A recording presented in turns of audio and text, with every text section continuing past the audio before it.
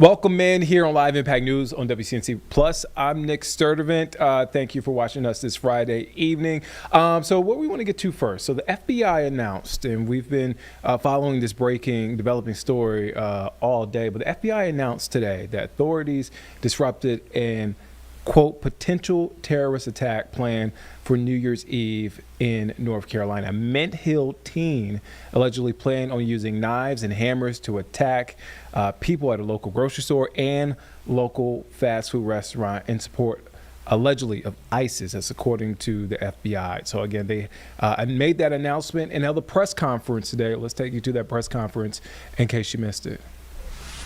Good morning. Happy New Year. And it is a Happy New Year, although it came very close to not being such a Happy New Year for a lot of people this year. I'm here to announce, in partnership with the Mint Hill Police Department and the FBI, that we have foiled a terrorist attack that was planned to take place on New Year's Eve in Mint Hill, North Carolina. Now, New Year's Eve, we all know, is a wonderful time where we all celebrate the past year, we look forward to and plan the next year, and everyone deserves to do that, to celebrate the new year without being concerned about their personal safety. And thanks to the law enforcement that stands with me today and others, we are fortunate that people can do that. The FBI, the Mint Hill Police Department, the New York Police Department worked around the clock on this matter, not just building a case for us, but surveilling the subject and making sure the public was safe at every moment, including Christmas Day. They worked around the clock on this, and I very much appreciate it. The defendant here lived in Mint Hill. The planned attack was to take place in Mint Hill. I want to thank Chief Joe Hatley of the Mint Hill Police Department for being with me here today and for your work over the holidays, Chief. I really appreciate it. I'm sure you know Jim Barnacle by now. He's the special agent in charge of the FBI for North Carolina. The FBI worked tirelessly on this case, and I can't thank you enough for that. FBI agents spent their Christmas Day surveilling a subject so that families in Charlotte and Mint Hill and Western North Carolina could spend their day celebrating with their families, and I'm very thankful for that. That is true public service. If you see a police officer or an FBI agent, please thank them for spending their holidays on this so that we all could spend our holidays with our families. I also want to thank the prosecutors in my office who also worked over the holidays getting a search warrant and an arrest warrant and making sure that the public was safe and that this terrorist attack was foiled. The defendant here is an 18-year-old named Christian Sturdivant. He has been planning this attack for about a year, but he's been planning an attack for far longer than that. He was planning this attack in support of ISIS, and we have charged him with attempting to provide material support to a foreign terrorist organization, that organization being, of course, ISIS. Now, this is still very much an active investigation. We had to act quickly here to protect the public, so we are light on details, but we'll tell you as much as we can, and Mr. Barnacle will probably tell you more than I will about those charges, but I thought I would give you an overview of what's in the federal complaint and the charges that we charged. So Mr. Sturdivant started on the internet. He started reading ISIS material, started going to ISIS websites, making TikTok videos, and eventually reached out to what he thought was a member of ISIS. In reality, was an undercover agent with NYPD in New York. He pledged his allegiance to ISIS with that undercover agent, and he disclosed his plans to, quote, do jihad soon. He then met a second undercover with the FBI, who he also thought was an ISIS participant, and he started to be very specific with his plans. He talked with that undercover agent, again, who he thought was ISIS. He talked about where he was planning to do this attack, which was at a grocery store and a fast food restaurant in Mint Hill, places that we go every day and don't think that we may be harmed. He talked about what means he would use to kill innocent people. He said he was going to wear a Kevlar vest and attack people with knives and hammers. And of course, he talked about when he was going to carry out this attack, which was New Year's Eve. A time when American life is on full display, right? We're all out there in crowds celebrating all that has happened this year, all that is to come, that we are so proud of. And that is when he planned his attack to attack that American way of life. The FBI executed a search warrant at his home, and they found the instrumentalities of the attack. They found hammers and knives hidden under his bed. They found notes where he planned his attack and detailed his attack, and plans for how he was going to carry out this attack. It was a very well-planned, thoughtful attack that he had planned and that was fortunately foiled here. He was preparing for jihad, and innocent people were going to die, and we were very, very fortunate they did not. But the fact that along the way, in this extensive planning of this attack, he encountered not one, but 2 undercover officers should make the public feel very, very good and very safe. Because law enforcement is out there every day, and we know they have a lot to do. But they have people out there making sure that as people plan these terrorist attacks, they have stops so they find it. And they did find it here. And on Christmas, while we were all opening presents, they were sitting in a driveway making sure that the public was safe. And we're very, very appreciative of that. Mr. Sturtevant was arrested on New Year's Eve, the day he planned his attack. Of course, it did not become public today. It has been under seal until today. He made his initial appearance in federal court this morning, about an hour ago, and this case is now moving through the judicial process. So he will have a preliminary hearing after that and a detention hearing, and of course we will seek that he remain detained, but that's up to a federal judge on that issue. He faces a statutory maximum sentence of 20 years, but as I always tell you, every individual defendant gets a sentencing hearing where a judge takes into account a host of factors under the United States sentencing guidelines. They look at that individual defendant. The judge, he or she, looks at that individual defendant and makes a decision on sentencing. So we don't know what the ultimate sentence will be here. Originally, I think it is notable, as part of their efforts, the FBI took Mr. Sturtevant to a state magistrate judge to try to have him involuntarily committed. And that was because he had threatened not only other people's lives, but in the process said that he planned to die by a policeman shooting him. So he had threatened other people's lives and self-harm, but the state magistrate judge denied involuntary commitment. Fortunately, the FBI did not give up then and continued to build a federal case and get the evidence they needed to charge him and detain him and keep everyone safe on New Year's Eve. And I'm very, very thankful for that because countless lives were saved here. On New Year's Eve, everyone is at the grocery store. We're all buying the things we need to celebrate, and we could have had a significant loss of life and significant injury here. So we will be here at the federal level dedicated to making sure the public is safe like we were in this case. And I know that there's a lot that goes on behind the scenes that's never public for investigative reasons, and it's very it brings me satisfaction to be able to tell the public what law enforcement is doing when you don't know it and what's going on behind the scenes to keep everyone safe. So with that, I will turn it over to Special Agent in Charge Barnacle, who can tell you a little bit more about the details.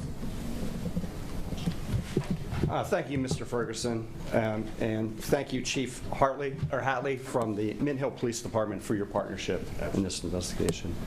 My name is James Barnacle. I am the Special Agent in Charge of the FBI here in North Carolina. Christian Sturtevant pledged his loyalty to ISIS and committed himself to killing Americans on New Year's Eve. This investigation unfolded quickly. From the moment the FBI was notified of a potential threat of a terrorist-inspired attack in North Carolina, we went all hands on deck. We assessed the credibility of the threat.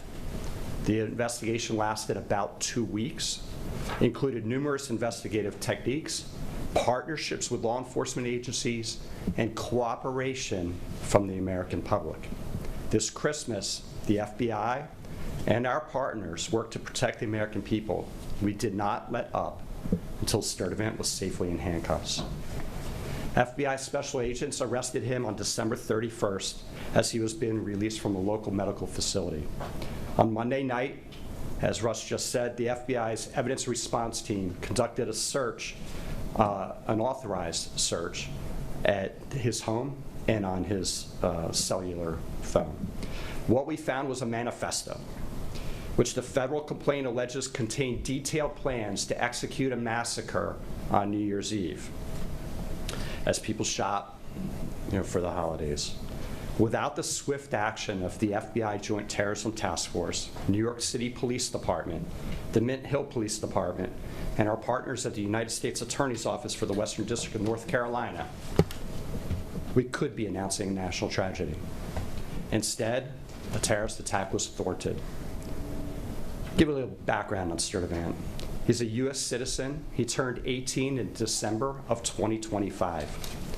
The JTTF collected evidence showing he turned his back on his country and his fellow citizens by pledging allegiance to ISIS with the intent of becoming a martyr.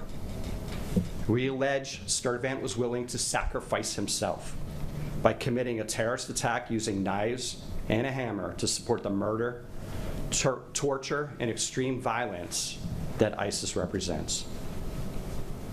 We didn't just learn about him a few weeks ago. Sturtevant first came to the FBI's radar in January of 2022 when he was still a juvenile. He was in contact via social media with an unidentified ISIS member overseas. Sturtevant received direction from this unidentified ISIS member to dress in all black, knock on people's doors, and attack them with a hammer. In fact, Sturtevant did dress in all black. He left his house with a hammer, and fortunately, his family stepped in. Sturtevant, no charges were filed at that time. He was referred for psychological care, and he underwent psychological care, of which I don't know the details. The FBI was told he no longer had access to social media. On December 18th, a week prior to Christmas, the Charlotte field office learned it wasn't true, that he was now back on social media.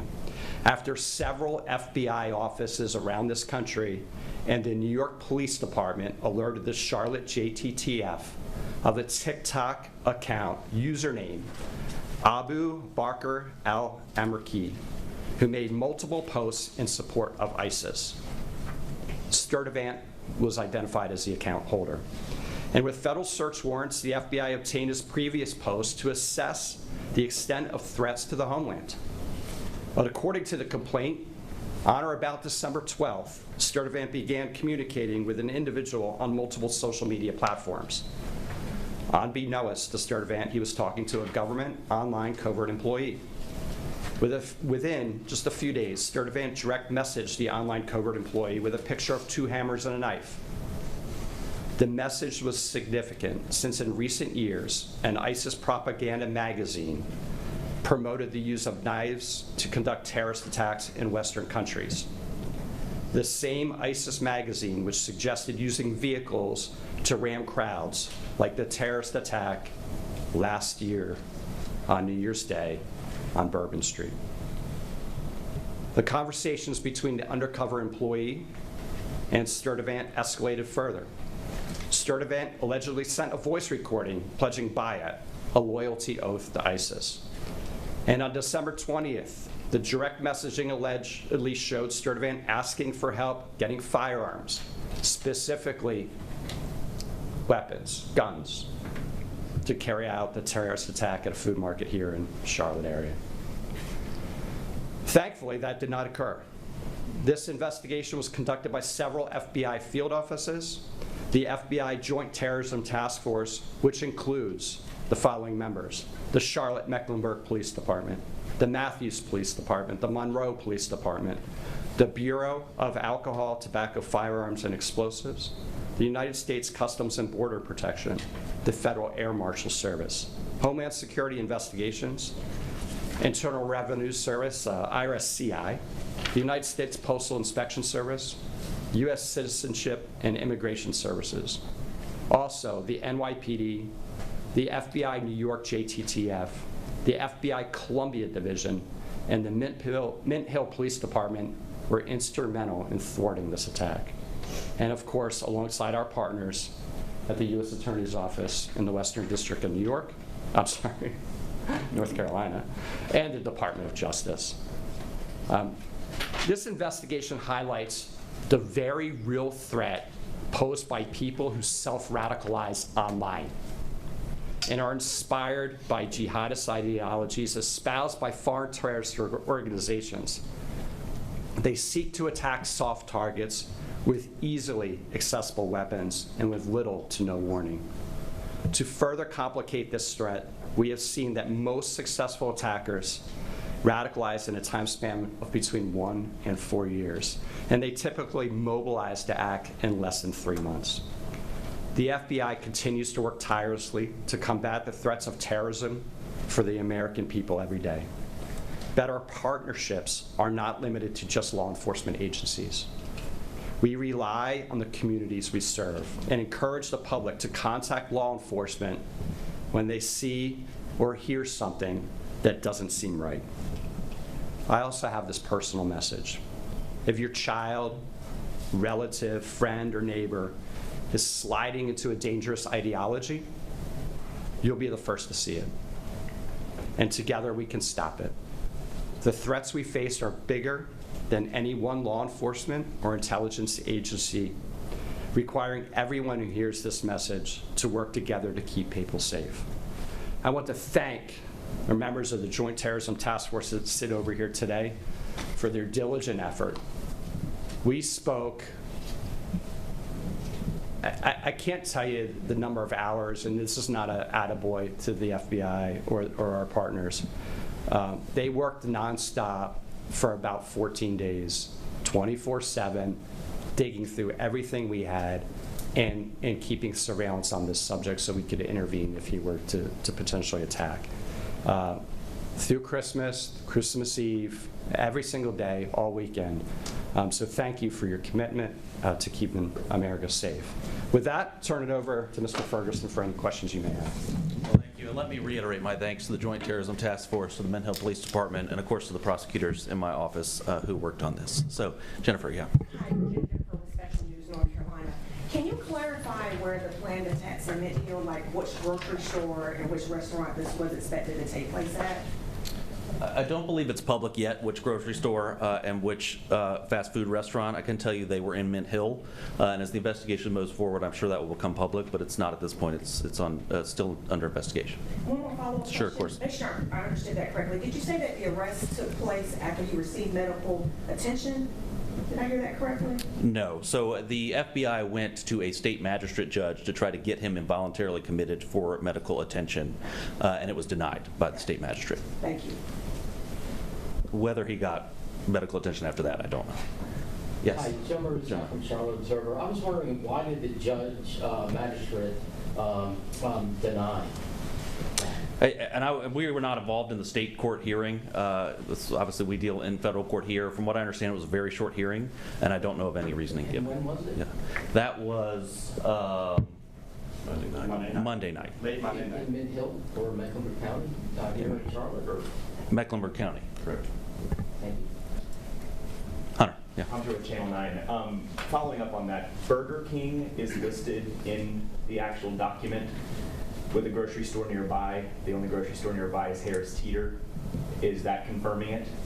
So the subject worked at Burger King. Okay. There, I believe, are a number of grocery stores within the vicinity, and we're not quite there on the exact plan of his attack, but you're on the right path. Okay, and was this a lone wolf attack, or was there any connection to any other plots that have been foiled across the country here recently? Yeah, that's a great question. And this subject was working alone, we believe, at this stage in the investigation. But what's interesting about that is he didn't think he was working alone. He had contacted two different members that he thought were ISIS and working with him, obtaining firearms for him. They happened to be undercover agents, so he was working alone, but it wasn't his intention to work alone. So. Yeah, Katie. Russ, Katie with WBTV. You mentioned the grandfather had tried to prevent an attack before. Were they aware of his recent posts on social media? Did they know anything about his recent planned attacks at all from your investigation? I don't have any indication the grandparents were aware of the social media posts. What we do know is that the grandfather secured the knives in the home, secured the hammers, tried to make sure that Mr. Sturdivant did not have them, and yet when we executed the search warrant, they were found under his bed. Thank you. Jen. Jen Cardio from Queen City News. Just wondering if the grandparents are going to be facing anything and if they're cooperating with you on this. Obviously, they knew something was up, but did they do enough to be okay? That's a great question. The grandparents have been interviewed, and our investigation's ongoing, and we'll see where it goes. But right now, and especially in the very urgent part of this, we've been focused on Mr. Sturdivant. Hunter, yeah. In here before that 2022 where he went out to try to stab neighbors and his grandfather stopped him and said that before that he had pledged allegiance to ISIS. Is there any reason why he wasn't charged? I know he was psychologically examined, but why did he face any charges? Yeah, it's a great question. That was, and I'll let you weigh in on this too. I'll note that he was a juvenile at that time. He was 14, and I do think we're very fortunate he was 18 now because it makes it a whole lot easier to bring charges. I think you had something to add. No, I think that covers it. Okay. Thank you. Yeah, Diane. Sorry, just following up on that too. Was that something known at the time in 2022 that he was trying to stab or kill a neighbor, or was that determined at a later investigation? No. The FBI opened an investigation under Mr. Sturdivant in January of 2022.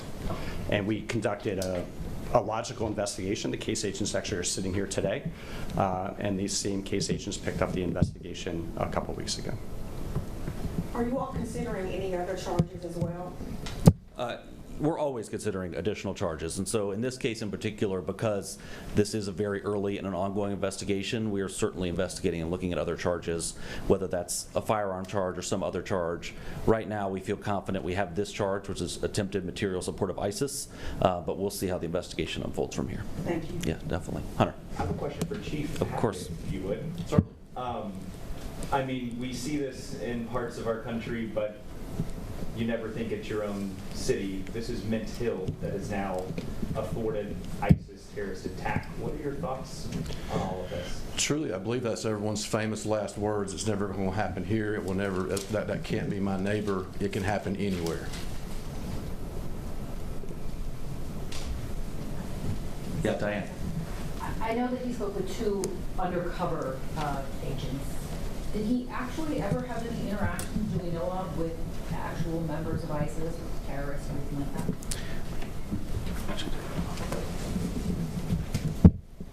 He was a prolific poster in social media, and he also went into various social media chat rooms and engaged with other people.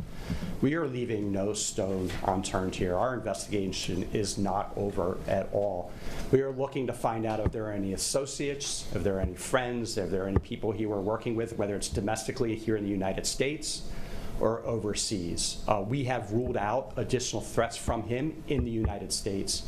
We are communicating with domestic and international partners for potential other avenues of investigation.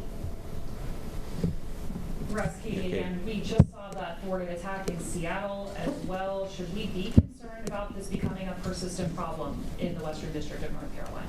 I sure hope not. I mean, I think that we should feel comfort that the FBI was there and that this defendant not only encountered one undercover agent, but encountered two, one with NYPD and one with the FBI, which I think shows you what's going on behind the scenes to protect the public. Of course, everyone should be vigilant. We all know the adage, if you see something, say something, which seems kind of ridiculous at this point, but it remains true. It's little things that sometimes bring these things to the attention of law enforcement, so I hope people will do that. And like Mr. Barnacle said, in situations like this, it's really family. It's family, and monitoring, especially your children's online presence, where this defendant was on TikTok in chat rooms communicating with people. So remain vigilant, but I think go to sleep feeling safe at night because law enforcement is there doing their job. And just one more follow-up question. Historically, we have seen this targeting New Year's Eve events like we saw on Bourbon Street. We just finished the Truist Field celebrations. Do we know why he was targeting the grocery store chain at all, or is that not public yet? We don't know why. I can tell you from my view, New Year's Eve is where the American way of life is on full display. We're celebrating how wonderful it is to be here and all that this country has given us. And I think for a terrorist, that is a ripe opportunity to attack that way of life. Yeah, we do have some intelligence that he was looking at a grocery store because there'd be a lot of people there. He knew there'd be a lot of people there grocery shopping, which is why we said that in our remarks. He was looking for a high-profile place. There's a couple grocery stores in Mint Hill. He wasn't set on just one. He was looking at multiple, whichever one had the most people in it. Yeah. Anna came with the WCNC. So you mentioned that he was arrested on New Year's Eve, correct? Correct. What was the, I guess, setup for, because, I mean, if the attack was planning to happen on New Year's Eve and he was arrested, then what was the setup there to prevent that? So we had multiple plans in place to make sure he was not a free man on New Year's Eve and could not cause public harm. And so That included the seeking an involuntary hold for mental health purposes, which was denied. Ultimately, the arrest was made on New Year's Eve to make sure that he was safely behind bars on New Year's Eve. We did that by getting a criminal complaint from a magistrate judge late in the evening, a federal magistrate judge, and that's why it set up this process where that was under seal until today. He had his initial appearance. He will still get a preliminary hearing where he could put on evidence to say there was probable cause or not to detain him, and a detention hearing where a judge will decide if he should be detained pre-trial. So did you believe that the attack was hours or days away? Was there any anticipation there? So we were concerned the attack could happen at any time, and I can tell you the FBI had 24/7 surveillance on this subject, all hours of night, Christmas Day, Christmas Eve, time away from their families to make sure that the public was safe, and they were authorized to make an arrest if they needed to. If he were, if he were to leave the house with guns or knives or hammers, they were going to make a probable cause arrest. So at no point was the public in harm's way here. And Yeah, just Jen. to clarify, it was just the grandfather he stayed with at the residence? No, there were other family members at the residence as well. There was a grandmother and I think some siblings and some other family there. Okay, thank you. I also know that it says that his grandfather is a Christian minister in Charlotte. Is there any reason to believe that his family members were also in danger or anything like that? Did he targeted or threatened any of them? I could tell you from his notes he was targeting Jews, Christians, and LGBTQ individuals, and so you can infer from that that his family was in harm's way. I think that's a safe assumption, but it is an assumption. So, yeah, Hunter. Special Agent Barnacle, I know you have been investigating, your office has been investigating him since 2022, but with this recent incident here, or thwarted attack, was it that undercover NYPD officer that really blew all of this up for this latest case and put him back on y'all's radar? Yeah, so let me clarify. When we opened the case in January 2022, we conducted a logical investigation. Once he was seeking mental health services and he was no longer on social media, we closed our investigation. So he was off of our radar. In December, we had contact from FBI field offices, two different offices, well, three FBI field offices, as well as the NYPD undercover. Kind of simultaneous. I'm not sure which came in first, but certainly the NYPD undercover had the most information, the most facts. I think one of our FBI offices came in first. We got that information. We started working and we opened an investigation. But once we started talking to NYPD and the New York JTTF, we went full steam ahead. And this is a very compressed timeline. I want to say the FBI Washington field office reached out to us at night, and then the following morning we had that call with NYPD. Can you just speak to what you came at, how difficult this is to pull this off and thwart an attack like this? Well, the FBI deals with threats every single day. Here in North Carolina, we get hundreds of viable or credible threats to life. And so our agents are really good at mitigating those threats, figuring out if they're credible and if the subject is capable of carrying out that threat. And so we go out, we do an investigation, a logical investigation. We often work with local police departments, and we go out and interview the person that posted the different things. This one was different because this one was not only credible, but investigation revealed that the subject was capable of executing this attack. He was training, he was doing push-ups, calisthenics, fitness. He had stolen both of those knives. He hid them in his residence. His family had actively hid knives and weapons from him. He hid them. He wrote a manifest. He stole 2 hammers out of the storage shed and hid them in his house. He reached out to an undercover and requested guns. So all the different things are lining up that when your hair stands up on the back of your neck, that's not enough to charge. We still got to conduct an investigation. We still have to work with the U.S. attorney and prosecutors, and we still have to have a federal judge agree that there's probable cause to charge. These things are hard to do, but this is what we do. Chief, I have a question for you, if you don't mind. What is your message to the people of Mint-Hill today? Again, you guys have been going through a lot within your own department, but what is your message to the community of Mint-Hill today? Very clear, clean and simple. Without the collaborative efforts with all the federal and local agencies involved, this clearly would have happened. Rest assured that even when you're asleep, law enforcement is still proactively working to keep you safe. I can't put it any clearer than that. Any additional questions? One more question. Yeah. So he was currently working at the Burger King? Yes. From your knowledge, had you heard any type of concerns from employees or anyone in that area where he worked? Were there any type of red flags there as well? I don't. Not to my knowledge. Okay. Anything else? Well, thank you all. Thank you for covering this, and Happy New Year. Thank you.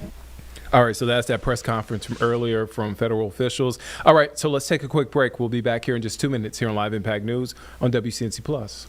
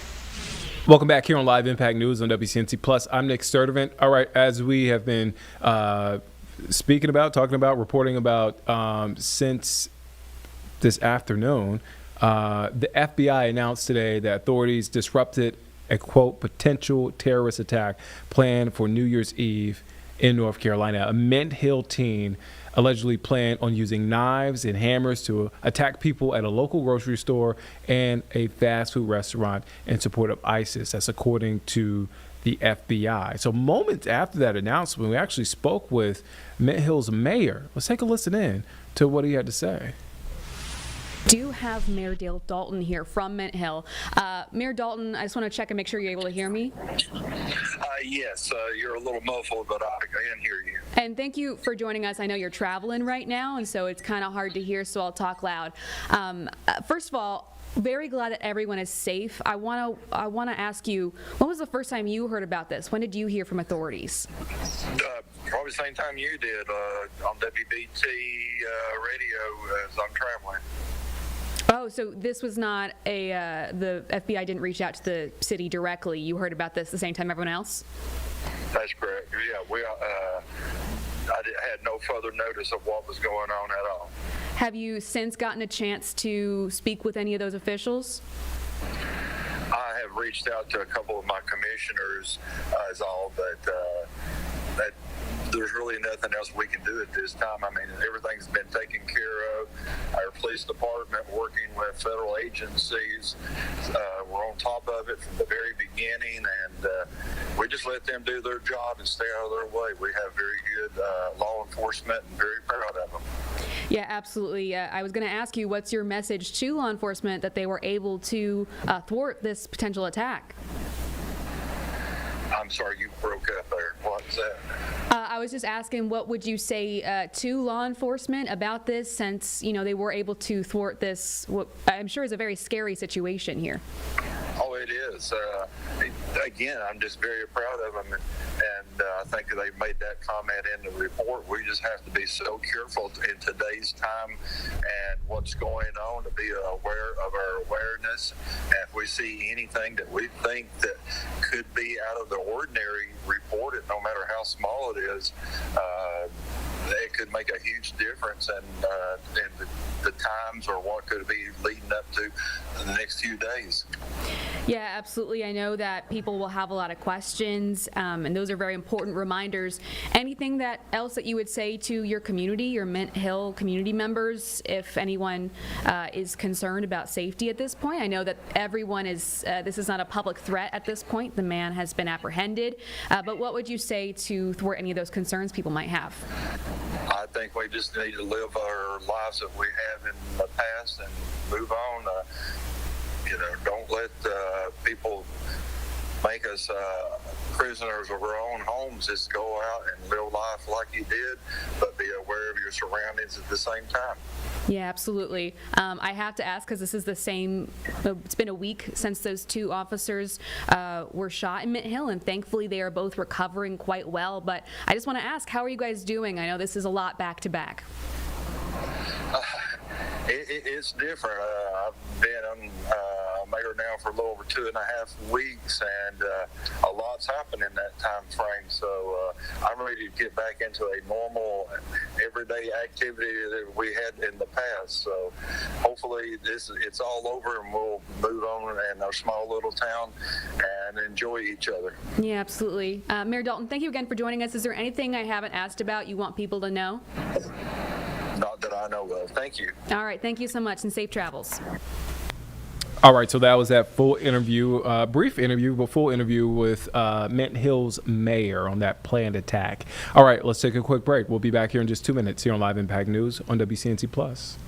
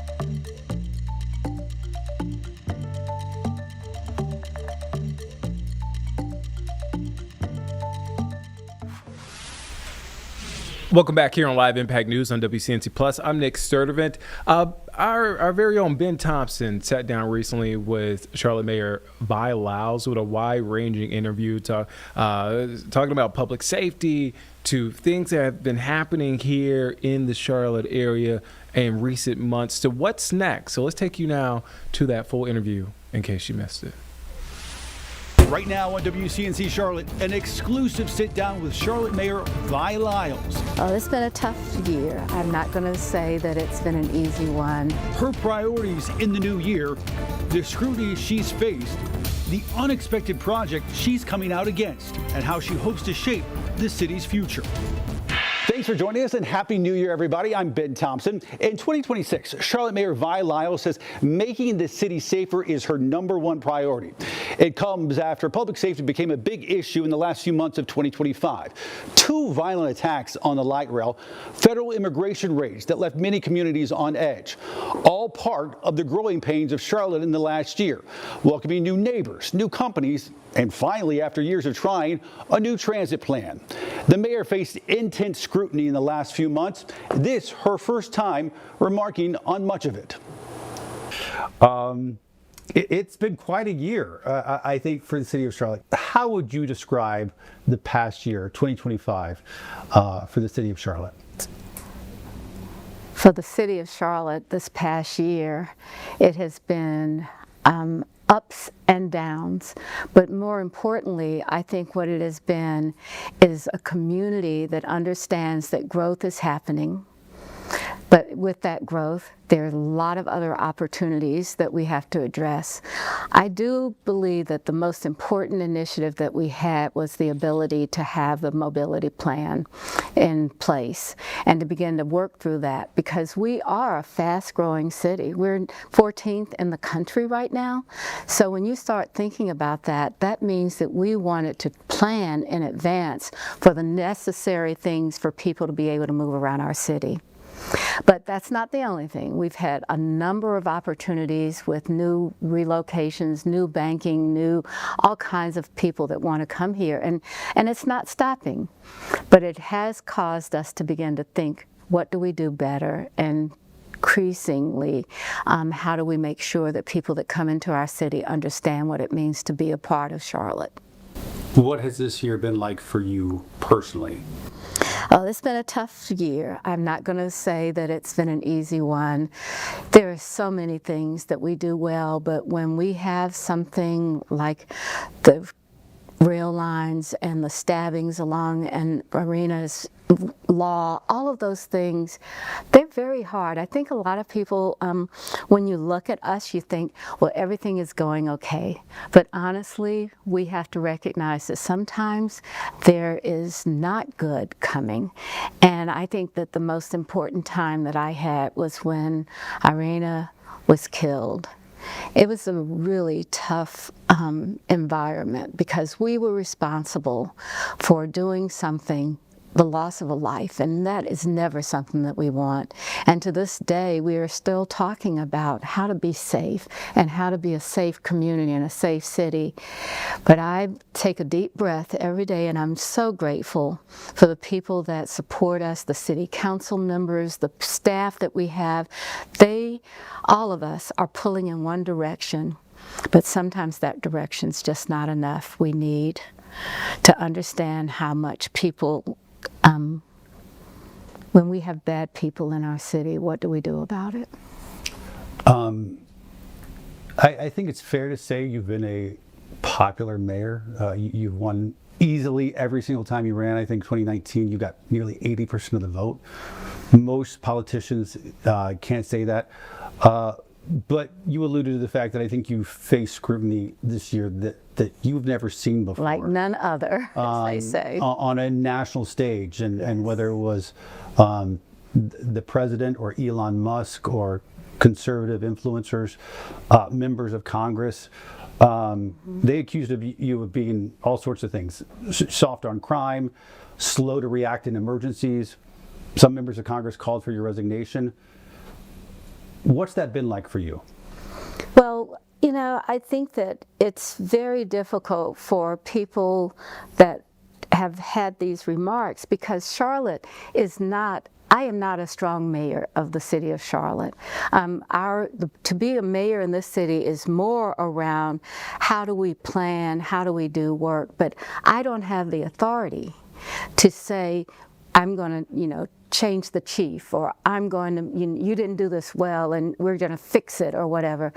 What I have to do is collaborate with 11 other people to join in to have specific goals for us to be a part of this. So what I would say, yes, sometimes it's tough to read those comments, but at the same time, it's okay to read those comments because I believe that people have to have some place to go and speak, and that's what a city does. It allows for speakers to come down and talk about what's meaningful for them. And I don't get to do that, but they do. And in doing that, we learn more and we can be better at everything. Yeah.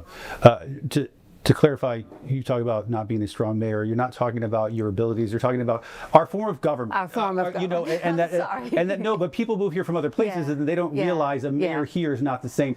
Your executive powers are few and far in between. That's right. Right.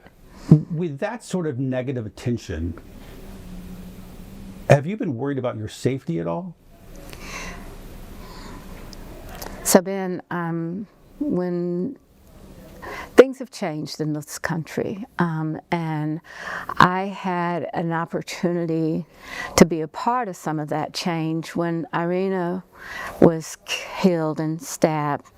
I did not know anything about threat assessments, but because of the number of assessments that the police department, CMPD, said, you know, you have to be a little bit more careful because there's something more out there. And I have been grateful that our chief of police said, you know, let's take some time, let's pause, why don't you stay home for a bit until we can make sure that it's safe for you. That was very difficult when you have a family, when you have kids, young children. You know, my family, they were very, very concerned about it. But you know, I don't know that I was really as concerned. I went along and we did what we had to do. But I still think in Charlotte, we are a city of people that care. And while it was tough, I hope that as we continue on, that we find ourselves back in our situation, that Charlotte is a place that's going to be safe. It's going to be a place where people can live together and not have to have things like concerns about threat assessments. Next up on WCNC Charlotte, our conversation with the mayor continues. We talk about violence on the light rail. Can the city build safer train stations? Her answer is next.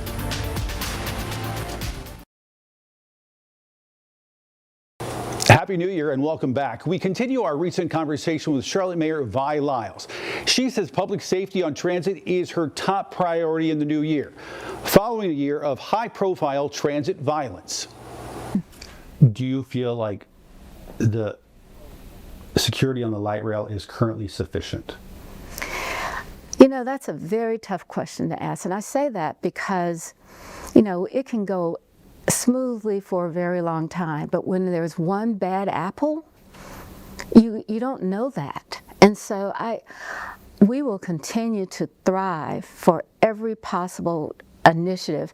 So we're beginning already among our population to start thinking about, well, what are the designs? I'm really big on this idea for especially uptown as well as the rail system, is that we have to figure out how to create barriers for people that shouldn't be on it. And when we built the first rail line, it was just get up on it and just get on and ride. But now I don't think that that's an acceptable level of safety for our community. And that includes, you know, even uptown in our parking decks. You know, we built beautiful parking decks and people came in to and from work, but they don't feel safe right now. And so what do we have to do? And I'm really high on the idea of let's use all of the tools that we can have, that we can actually have architectural decisions made that might be a bit different. How do we create opportunities for people to build, but to build safety? I don't think many of us thought about, you build a house and, you know, you just had a house. It sounds like to me you're talking about sort of the difference between, I think, what they call open and closed platforms. In places like New York City or Washington, D.C., you have to go through a turnstile. You have to pay just to get on the platform. Here, it's a much more open system. People can come and go. And is that what you're talking about? We need to revisit. That's exactly, we need to revisit. If we're going to build new transit lines, and we are going to build one because we've committed that to the northern towns, we're going to have to build one that is already planned as a safe space to be. Would that include retrofitting blue line stations too? I don't know if we'll be able to do that, but we really are diving deeply into that conversation, and there will be some kind of assessment there. Up next on WCNC Charlotte, the mayor responds to recent immigration raids here in Charlotte. Her message for the president.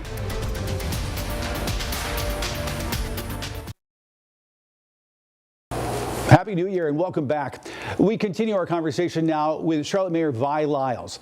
Late last year, we witnessed Operation Charlotte's Web, a controversial federal immigration raid that led to the arrest of more than 400 people. It pitted the mayor against the president. The president tweeted the other day, another stabbing by an illegal migrant in Charlotte. What's going on in Charlotte? Democrats are destroying it like everything else, piece by piece.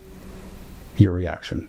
My reaction is that I think the president has the opportunity to tweet about anything that's done. But for me, my reaction is, what do we do for this city? What do we do immediately for this city? You probably know our council is looking very hard at what we would do. And so I want to fulfill the idea of safety as a #1 initiative this year. The recent immigration raids, did they make the city any safer? That's a very difficult question for me to address, because you know well that the Border Patrol and the folks that the number of people, you don't get a lot of information from them.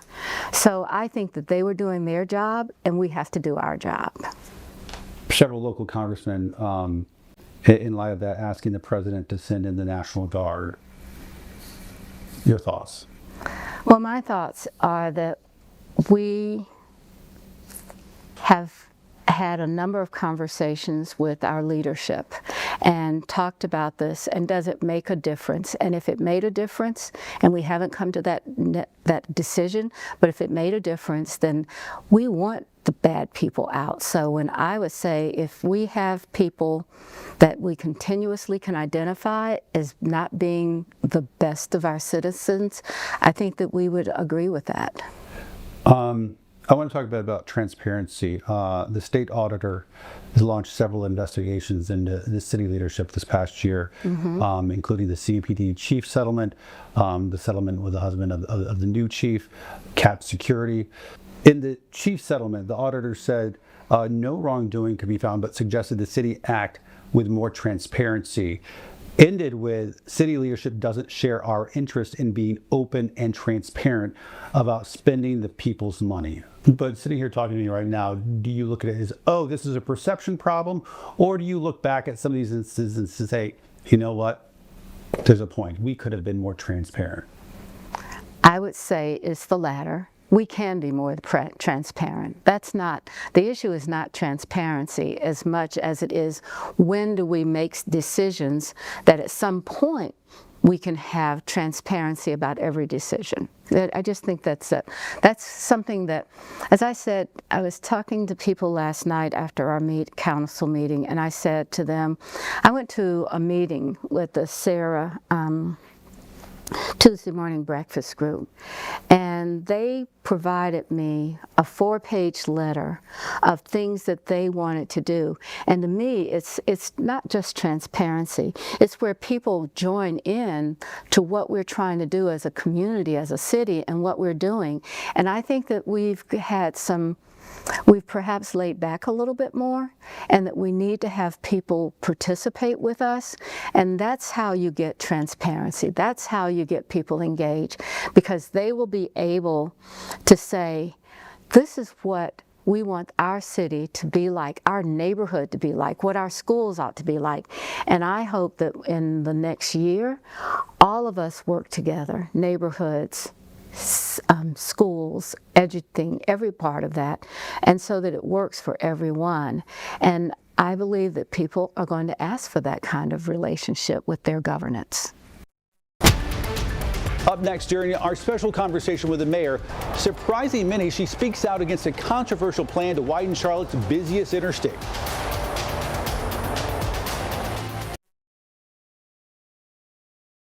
Welcome back and Happy New Year. We continue now with our recent conversation with Charlotte Mayor Vi Lyles. You know, few issues will shape Charlotte in the future like transportation and transit, and that includes plans to widen I-77 south of Uptown. During our interview, the mayor comes out for the first time against the project. She says the needs of commuters cannot outweigh the rights of longtime neighbors. Let's talk the I-77 expansion. State project, not a city project. You're technically not involved in it whatsoever, but it affects your city. You know, I-77 south of Uptown is a mess.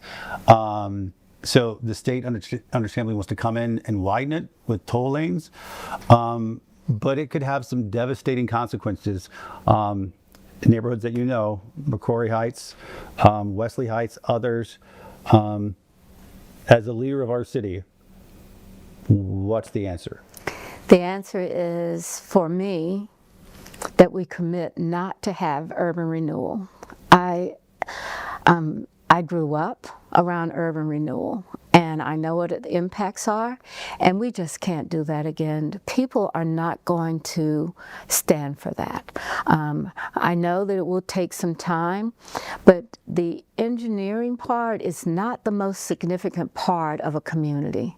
What makes it significant are the people in the community, and if we're going to tear down places where we know that people live and thrive, that's just not possible. It's just not in our group.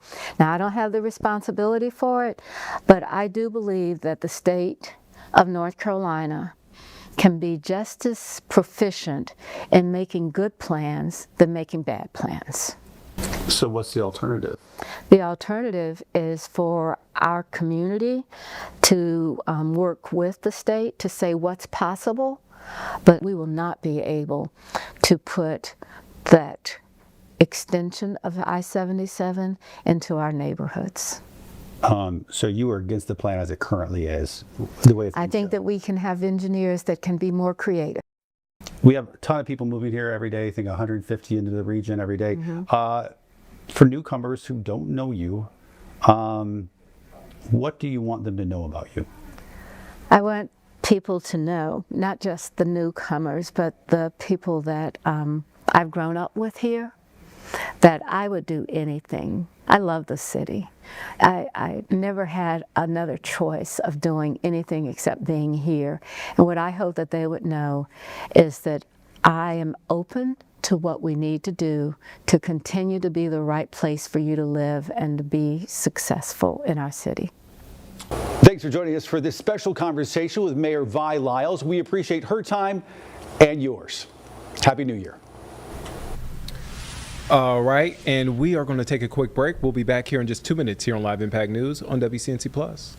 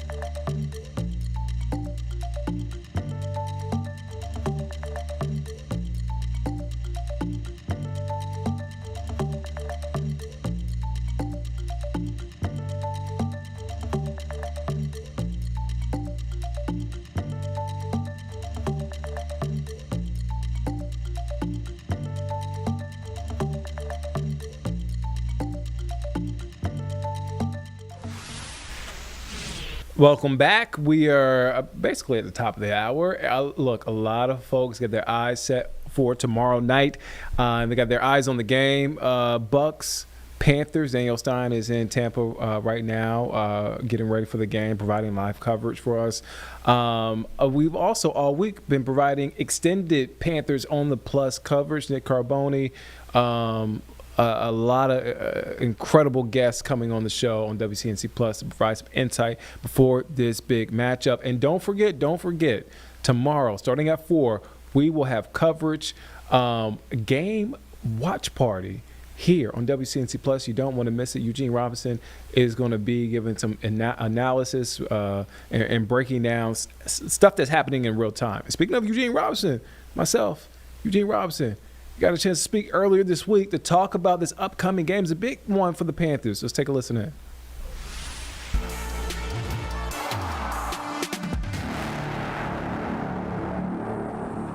Welcome in. Week 18. Panthers on the Plus, a.k.a. the Ball Brothers Panthers preview.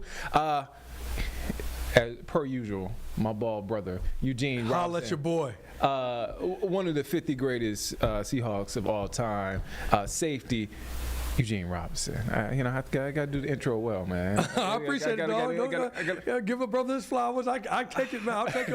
I'll take a tulip there. Okay, that's cool. You're one of the greatest players, but this wasn't one of the greatest games. No, because they played the Seattle Seahawks. Mm-hmm. And the Seattle Seahawks, let me just tell you, they are no joke. Offensively, they're extremely strong, but I think where they really excel is their defense. Oh, my God. Their defense can be really smothering and suffocating defense. And based on our offensive production, that was the case. I thought that the Seattle Seahawks defense, they kept us to 10 points, whatever it was. Yeah. But the Seattle Seahawks defense was a smothering defense. They were able to stop the run, they were able to stop the pass, and they were able to tackle in space extremely well. You know, one thing I noticed about their defense in a league, and I know you can attest to this, where you don't practice a lot. There's not a lot of thudding happening in practice.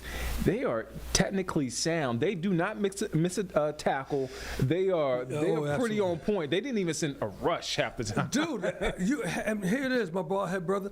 If you're talking about a 4-man rush, typically a 4-man rush doesn't get home. You got 5 guys, and sometimes 6 guys with the tight end chipping or running back chipping to go ahead and take care of who may be the guys that are problematic on that defensive line. And with that 4-man rush, Bryce was under pressure, and I thought that Bryce was going to have to do, after I saw the pressure from a 4-man rush, I said, Bryce, just use your feet. This is a time now that you turn into Cam Newton. You become Lamar Jackson. You beat them with your feet, because then it will alleviate some of that pressure that you're getting from a 4-man rush. They won't engage so quickly to go ahead to get to you. They'll go ahead and sit back and look. He might run and get ready for the run and improvisation. But that defense from Seattle was suffocating, to say the least. I got on Sam Darnold last week previewing this matchup and said, look, man, this is a guy who the moment is always too big for him. Now, he did have those Sam Darnold moments where his eyes got big. He was getting frustrated. He was, they were turning the ball over. He threw an interception. And it's like, okay, this is what I'm talking about.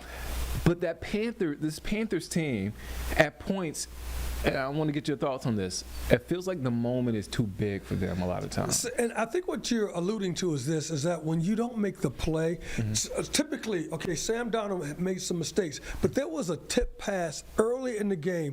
J.C. Horn's running to his right. The ball, he has to reach back out right to his left. If he catches the ball. It is a totally different game. All right, defensively, we're already at lockstep with them. We already give them the business. All right, it was 3-3. At halftime. So we're already in there.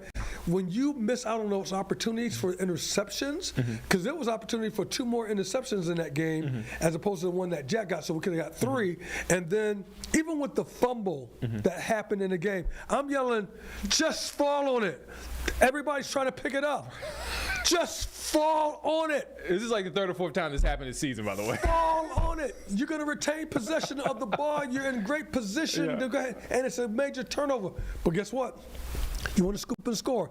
Here's the thing what you're talking about. When you don't make the play, that's when you say, man, I think the moment's too big for them. I think now, if they make the play, you go like this.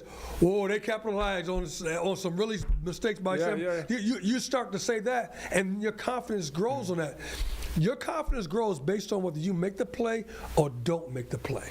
It does. And so when you don't make the play, you got a little doubt in there. But when you do make the play, you go like this, oh, I've done this before. Shoot, I got this. I got this. It's easy. That's an easy interception for me. That's an easy one-handed pick for me. That's an easy scoop and score for me. That's an easy tackle for me. That's an easy push out of bounds to the guy. That's easy for me to do. But when you don't do it, it becomes a little bit harder. Am I being unfair with that assessment? Because I asked you, is the moment too big for a guy like J.C. Horn? And I hate to pick on one. I know I've been doing the Knicks guy, but I hate to pick on one player.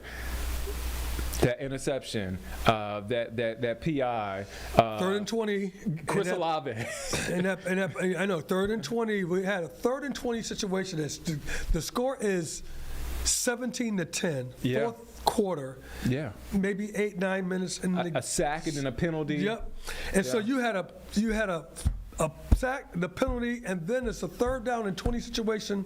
They were going to capitulate anyway and say, hey, we're going to throw the ball to the sideline, get what you can, punt the ball. Yeah. That was going to be the strategy. Yep. When we got the penalty on that face, that PI, a face mask, whatever it was that JC inadvertently got his hand in his face, I said, oh no, you just gave him life. Now, because now, don't forget, the game is a hard-fought game. Every possession means something. 3 points is going to be like 20 points. Yeah. If you get 7 points, 7 points is going to feel like 25 points. And so when they were able to go ahead and convert that from a 17, a 10 game to a 24, I said to myself, this game, they just lost the game right here because the way both defenses are playing, it's going to be hard to yield points. You just can't run down the field and score on either team. It's just very difficult to do that. Bryce under 60 yards. There's a lot of blame to go around. Oftentimes, I don't take the blame to go around on that one. I disagree with you. Okay. I'm telling you, I disagree with you on this one. Right. The team we face in the Seattle Seahawks was a championship quality team. I'll do you one better. Canales, connections to that organization. He should know. If anybody in the league should know, other than Pete Carroll, he should know what that defense and what that system looks like. It hasn't changed much. It hasn't changed much, and he had to give. He had to give the credit to the Seattle Seahawks and their coaching staff because he said, not only did they play a very smart game, they got home with a 4-man rush. Yeah. He said, well, I know we made our mistakes. He said, but they were very sound. Yeah. They were sound across the board. And what that tells me is sound across the board is that you're not doing anything to jeopardize yourself, anything to compromise yourself defensively. You're not doing any of that stuff. Even when you blitz, if you are blitzing, you're doing something that's really safe or something that you know that your guys can accomplish and execute. They were sound. They were really good. And so I was like, and I asked him the question to Coach Canales. I said, so was this like a championship game? That's a championship team that we were 4 quarters, a 7-point differential. He said, and because we made mistakes, that championship team took advantage. And let me just tell you this, my boy and brother, this. When we get into the playoffs, and I'm saying when because I'm assuming we were going to get to the playoffs. All right. When we get in the playoffs, you can't afford to make a mistake, dude. The teams are too good. Everybody's too good at this point. Everybody's going to take whatever turnover you do, and they're going to convert points on it, dude. And we might see a team like Seattle again. Dude, I hope we don't see them dudes again. Them dudes ain't no jokes, man. They're not. They are one of the elite teams in the league, bar none. Bar none. The championship. We're in play. We've been in playoff mode for a while, but it really comes down to the wire. It's Saturday. I was going to say Sunday, but Saturday we played the Tampa Bay Bucks and Tampa. I spoke with Carboni yesterday. He said or this week I should say, and Carboni said, man, I look at Tampa, they came down here, I look at them against the game against the Dolphins, they look defeated. But they're still in it, and they're still hungry, and they're still a mad team, right? Well, let me go back to this. Winning is contagious. Yeah.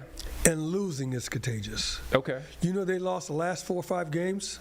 Yes. Tampa? Yeah. They went from being a team that was going to be like 6-2, a darling of the NFC South, to now a team that's like, who are these guys right here? And when I'm telling you, when you lose 4 games, they lost some close games too. 4 games. We beat them only by 3 points. All right. You've lost 4 games, 5 games. I think maybe 5 games in a row. I could be off with my numbers. But what does that do to you? What you say is that, man, we can't even make a play, dude. And you look for somebody to make a mistake. You look for something to go wrong. You look for all that stuff. Winning is contagious, and losing is contagious. And so when I say, you throw all that stuff, we're going to be going down there, I'm like, there's something that's ailing them because they don't think they should be losing, and they have been losing, and they can't figure out why they've been losing. And it shows on their face. And because of that, I think that's a little extra tactical advantage. See, the Carolina Panthers, nobody expect to be here. Right. They're excited to go ahead and play. They're looking forward to going down to Tampa. Can I add something? Go ahead. Inconsistencies are contagious because Carolina's been inconsistent. Preach on. So something's got to give on Saturday. Somebody's got to win the division. Okay, but here's the funny thing, because we've been so competitive in our division, in our conference, is the fact that even if we lose the game, and the Atlanta Falcons were to win their game in Atlanta versus the Saints, guess what? We have a tiebreaker against Atlanta because we beat them twice, and we have a tiebreaker against the Tampa Bay Buccaneers. So even with a loss, a win by the Atlanta Falcons puts us in the playoffs. Eugene, we might have to send you to Tampa Bay, man. Man, what? We need some of that good. Are you going to the game? I'm not going to the game.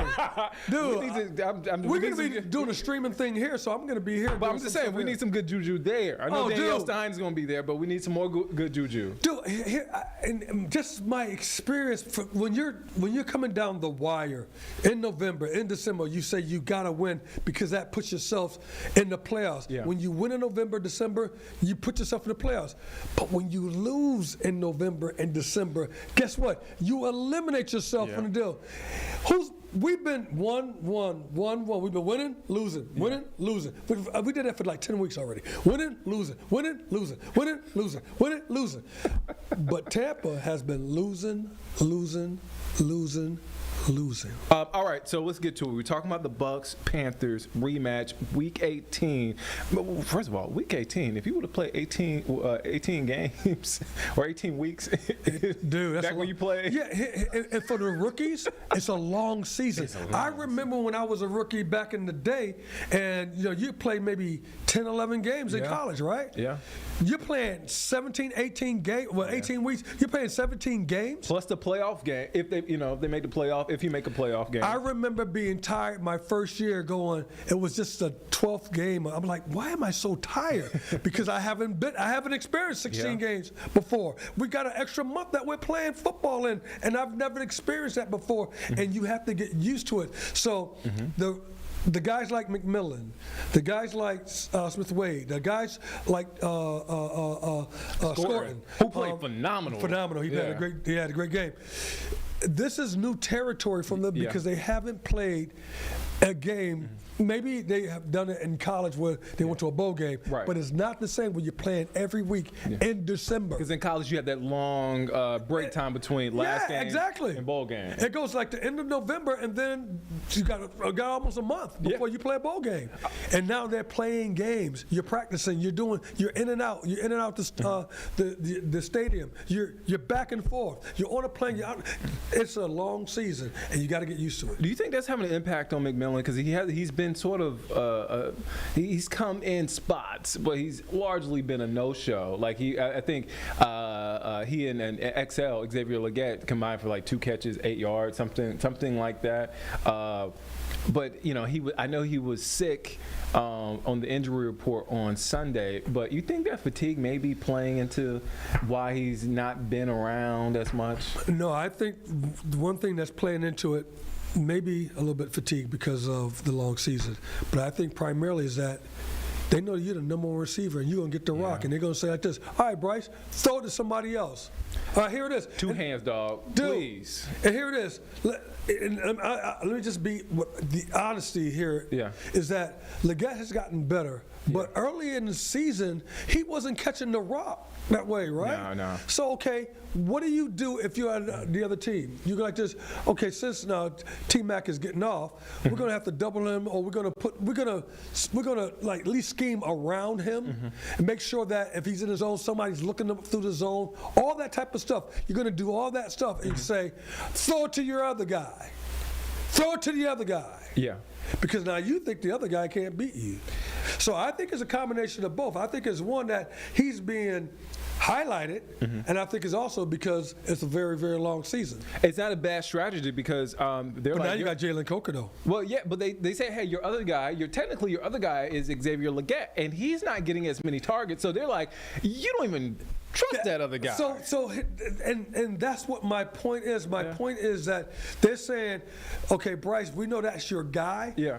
Okay, let's try to take away your guy. Yeah. So we take away that threat. Now you got to throw the ball somewhere else.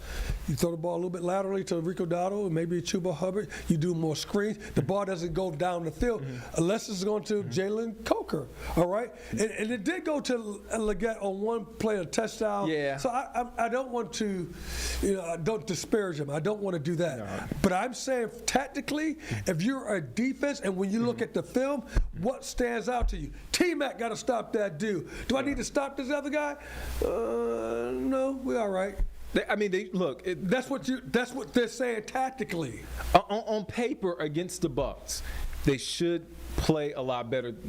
Guys should get open like they did a couple of weeks ago because, look, that Tampa Bay secondary, not really good at all. And they have that's older defense. That's a defense, you're talking about Levante David, who's been in the league. I've always been a big fan of Levante David. Since the dinosaurs. Yeah, exactly. He's been in the league for a long time. Yeah, he has been, and he's always been a really, really good. They are struggling defensively, and this is where Bryce could take advantage. One thing I expect them to go ahead and do, I expect them to get into an 8-man front and stop the run. Because if they don't, if they go ahead and get into maybe their typical 4-3 to 3-4, don't drop down to safety, and now you can spread them out a little bit and then run Rico Dowdle or run Chuba, I think that Rico Dowdle, in my opinion, I think he would just absolutely eat them up. Eat them up. And then it allows you to go do a lot of play action. Now, what does that happen? You get play action, you get man-to-man coverage, typically speaking, because you got an 8-man front. Now you got to go man-to-man coverage. You're playing some form of cover 0, cover 1.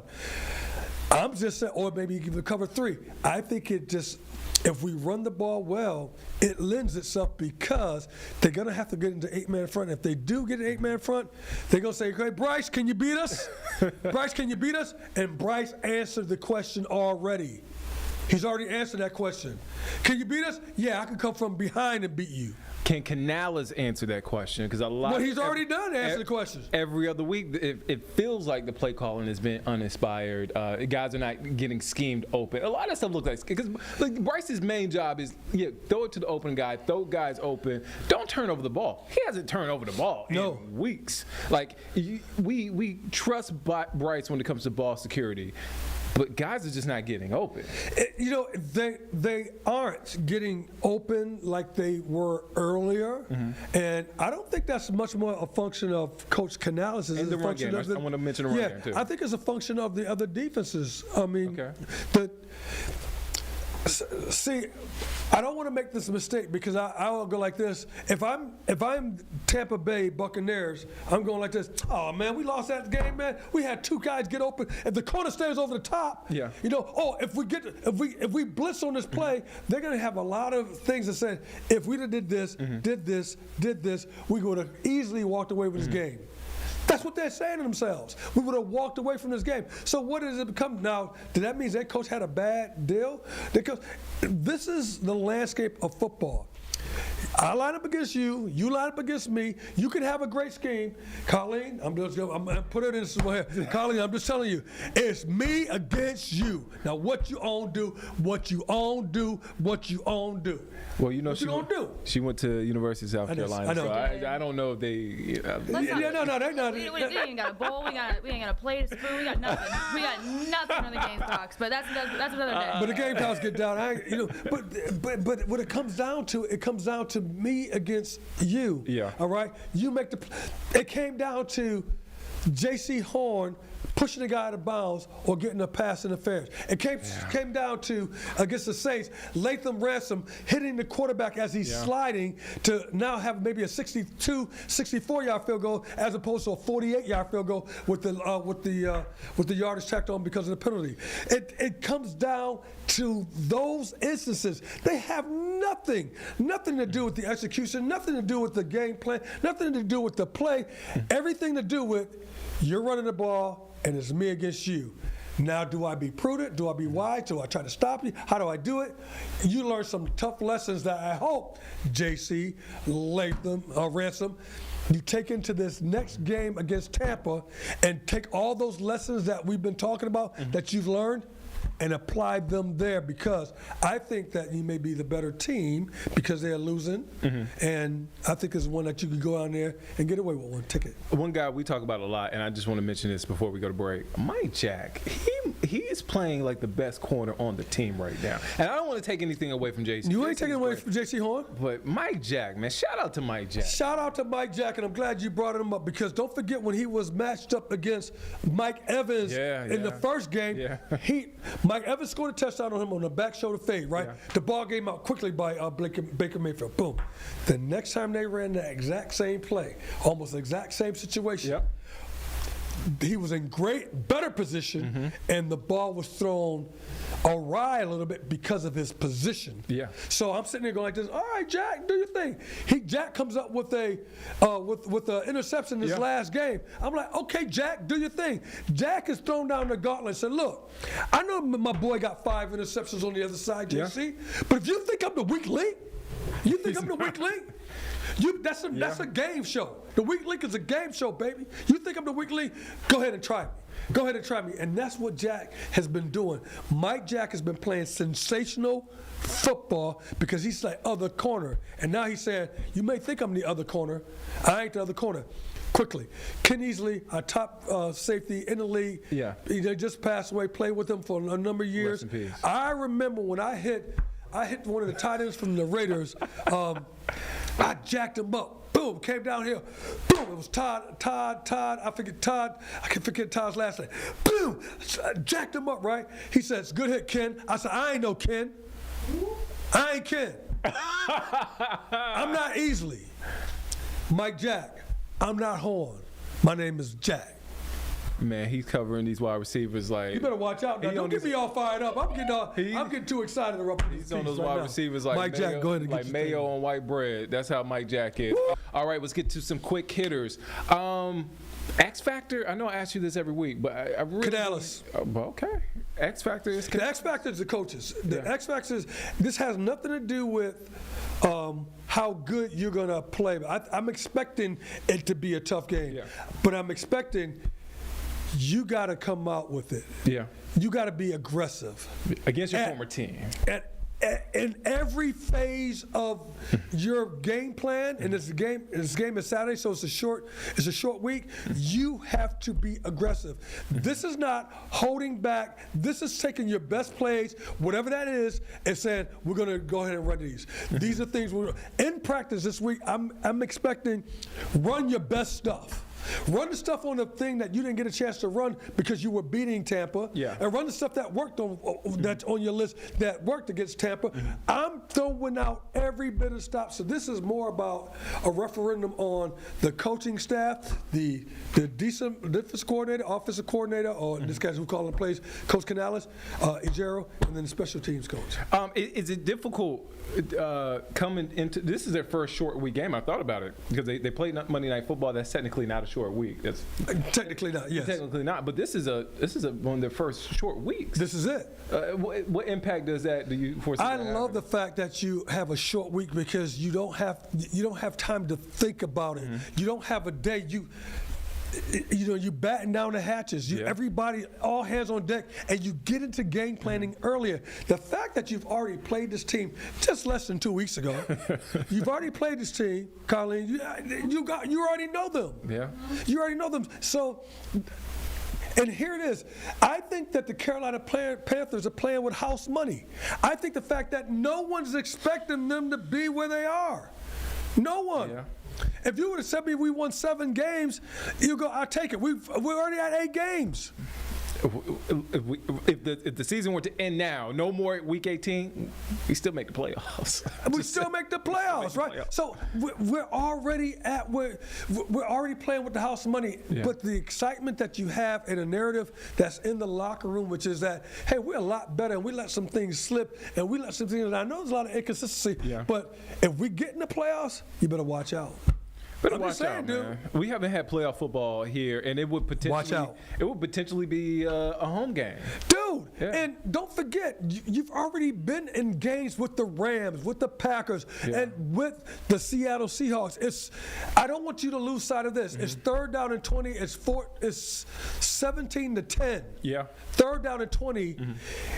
4th period. If we don't get a PI. Or the push out. The game looks different. The game is different. If J.C. Horn gets an interception early in the game, the game is different. And those are tangible, actual materialist plays that you can do. I mean, and I think about too. I know San Francisco was an ugly game. We had 3 interceptions against Brock Purdy in that game. We were in that game for a while. So we can compete. We just have to take it to another level. But I thought you saw, even with the Seattle Seahawks, and I thought this was championship football. I said, man, defensively, we can bang with anybody, dude. We're going at it, dude. And don't forget, when they scored because they got the ball on the other side of the field. Yeah. They had a short field every single time, dude. We can't give them the short field. We can't give them the advantage. You got to play clean football. Week 18 Saturday matchup. What? Panthers on the plus. Week 18.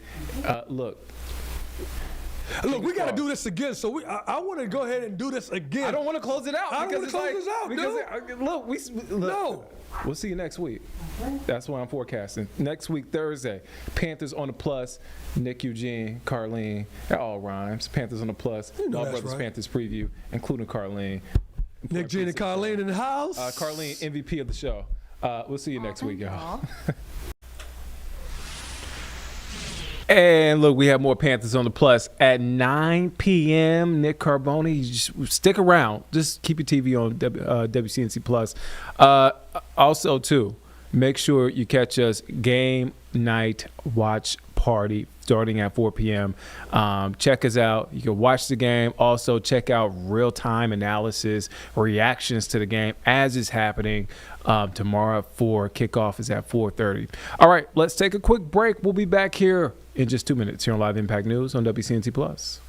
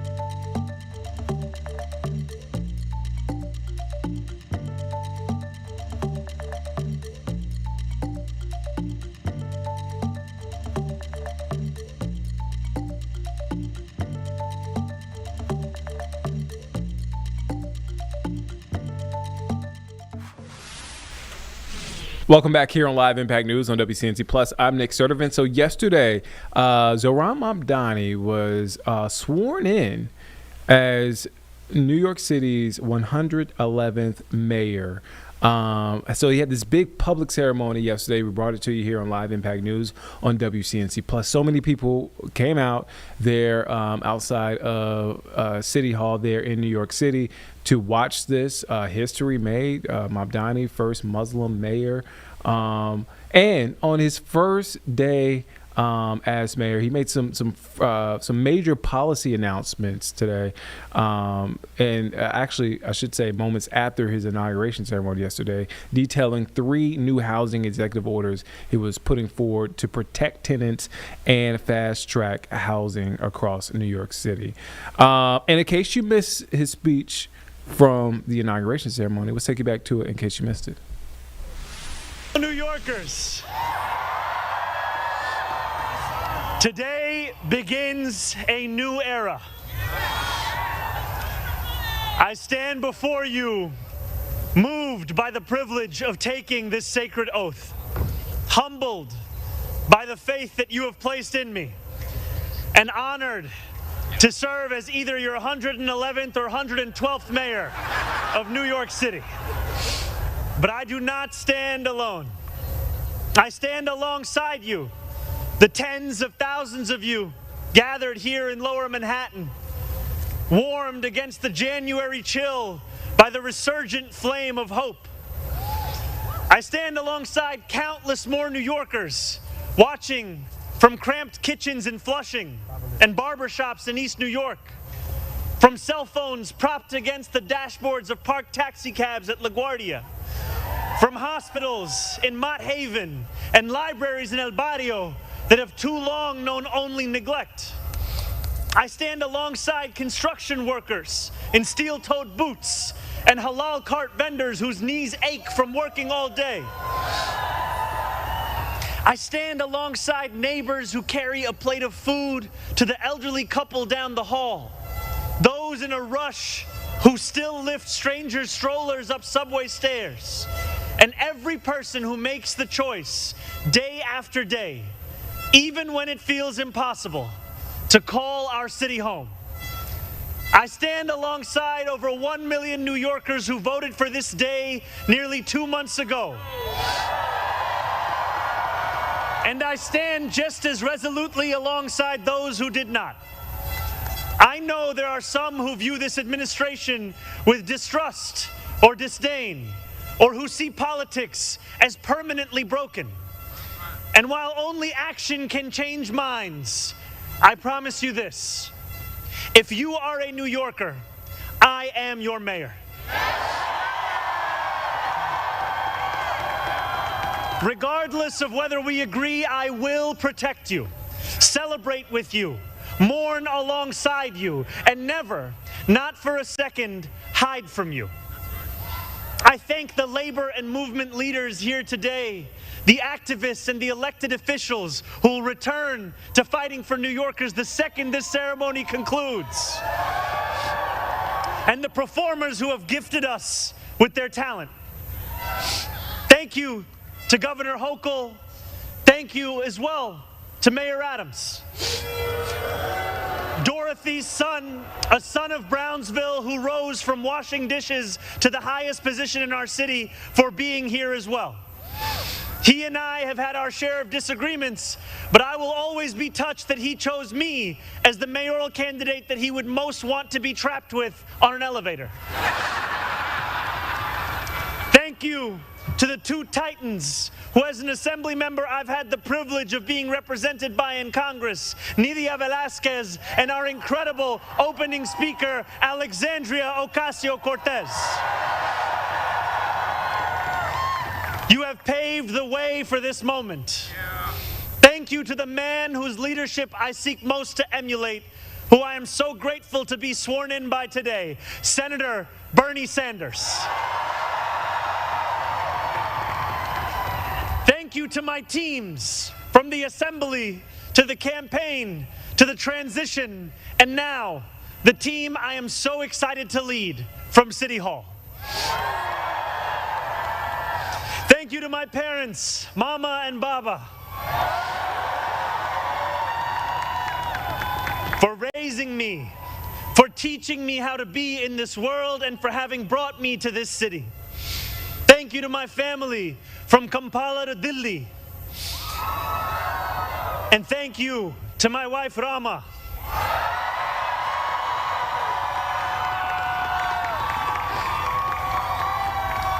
For being my best friend and for always showing me the beauty in everyday things.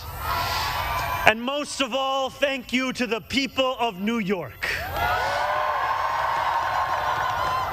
A moment like this comes rarely. Seldom do we hold such an opportunity to transform and reinvent. Rarer still is it the people themselves whose hands are the ones upon the levers of change. And yet we know that too often in our past, moments of great possibility have been promptly surrendered to small imagination and smaller ambition. What was promised was never pursued. What could have changed remained the same. For the New Yorkers most eager to see our city remade, the weight has only grown heavier. The weight has only grown longer. In writing this address, I have been told that this is the occasion to reset expectations, that I should use this opportunity to encourage the people of New York to ask for little and expect even less. I will do no such thing. The only expectation I seek to reset is that of small expectations. Beginning today, we will govern expansively and audaciously. We may not always succeed, but never will we be accused of lacking the courage to try. To those who insist that the era of big government is over, hear me when I say this. No longer will City Hall hesitate to use its power to improve New Yorkers' lives. For too long, we have turned to the private sector for greatness while accepting mediocrity from those who serve the public. I cannot blame anyone who has come to question the role of government, whose faith in democracy has been eroded by decades of apathy. We will restore that trust by walking a different path, one where government is no longer solely the final recourse for those struggling, one where excellence is no longer the exception. We expect greatness from the cooks wielding 1,000 spices, from those who stride out onto our Broadway stages, and from our starting point guard at Madison Square Garden. Let us demand the same from those who work in government. In a city where the mere names of our streets are associated with the innovation of the industries that call them home, we will make the word City Hall synonymous with both resolve and results. As we embark upon this work, let us advance a new question, a new answer to the question asked of every generation. Who does New York belong to? For much of our history, the response from City Hall has been simple. It belongs only to the wealthy and well-connected, those who never strain to capture the attention of those in power. Working people have reckoned with the consequences. Crowded classrooms and public housing developments where the elevators sit out of orders. Roads littered with potholes and buses that arrive half an hour late, if at all. Wages that do not rise and corporations that rip off consumers and employees alike. And still, there have been brief, fleeting moments where the equation changed. 12 years ago, Bill de Blasio stood where I stand now as he promised to put an end to economic and social inequalities that divided our city into two. In 1990, David Dinkins swore the same oath I swore today, vowing to celebrate the gorgeous mosaic that is New York, where every one of us is deserving of a decent life. And nearly 6 decades before him, Fiorella LaGuardia took office with the goal of building a city that was far greater and more beautiful for the hungry and the poor. Some of these mayors achieved more success than others, but they were unified by a shared belief that New York could belong to more than just a privileged few. It could belong to those who operate our subways and rake our parks, those who feed us biryani and beef patties, picanha and pastrami on rye. And they know that this belief could be made true if only government dared to work hardest for those who work hardest. Over the years to come, my administration will resurrect that legacy. City Hall will deliver an agenda of safety, affordability, and abundance, where government looks and lives like the people it represents, never flinches in the fight against corporate greed, and refuses to cower before challenges that others have deemed too complicated. In so doing, we will provide our own answer to that age-old question: who does New York belong to? Well, my friends, we can look to Madiba and the South African Freedom Charter. New York belongs to all who live in it. Together, we will tell a new story of our city. This will not be a tale of one city governed only by the 1%, nor will it be a tale of two cities, the rich versus the poor. It will be a tale of 8.5 million cities, each of them a New Yorker with hopes and fears, each a universe, each of them woven together. The authors of this story will speak Pashto and Mandarin, Yiddish and Creole.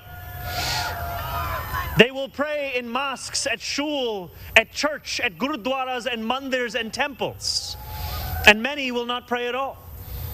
They will be Russian Jewish immigrants in Brighton Beach, Italians in Rossville, and Irish families in Woodhaven, many of whom came here with nothing but a dream of a better life, a dream which has withered away.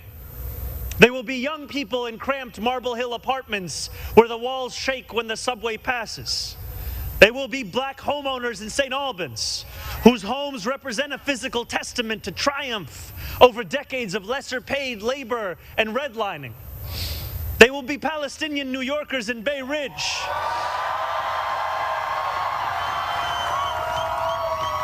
who will no longer have to contend with a politics that speaks of universalism and then makes them the exception.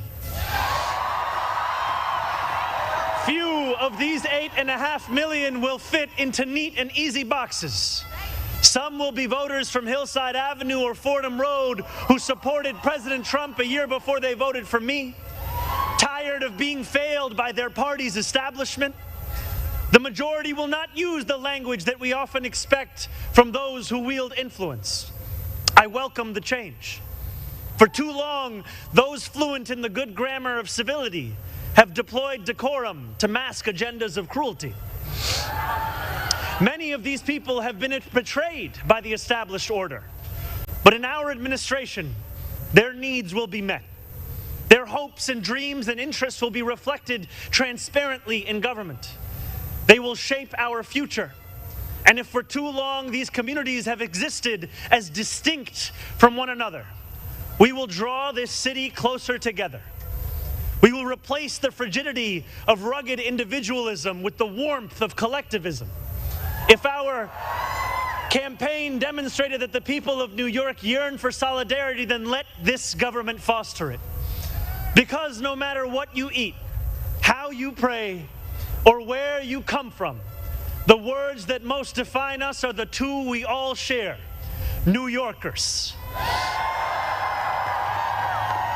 And it will be New Yorkers who reform a long broken property tax system. New Yorkers who will create a new Department of Community Safety that will tackle the mental health crisis and let the police focus on the job they signed up to do. New Yorkers who will take on the bad landlords who mistreat their tenants and free small business owners from the shackles of bloated bureaucracy. And I am proud to be one of those New Yorkers. When we won the primary last June, there were many who said these aspirations and those who held them had come out of nowhere. Yet one man's nowhere is another man's somewhere. This movement came out of 8.5 million somewheres.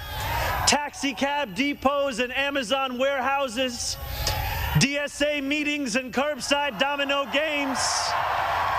The powers that be had looked away from these places for quite some time if they'd known about them at all.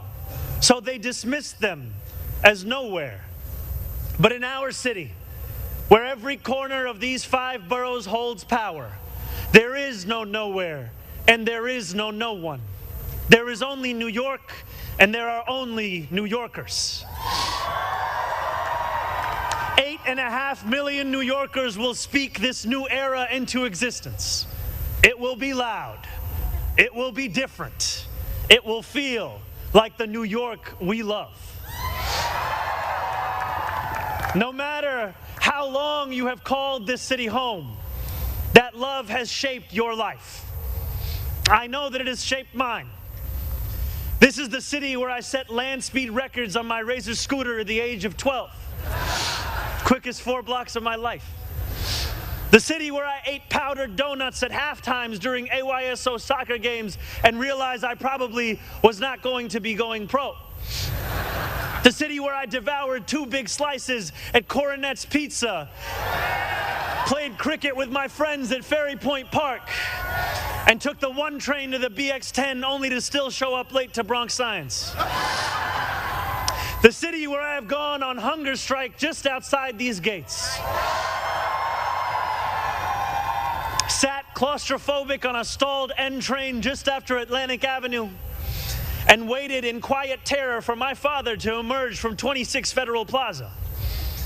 The city where I took a beautiful woman named Rama to McCarran Park on our first date and swore a different oath to become an American citizen on Pearl Street.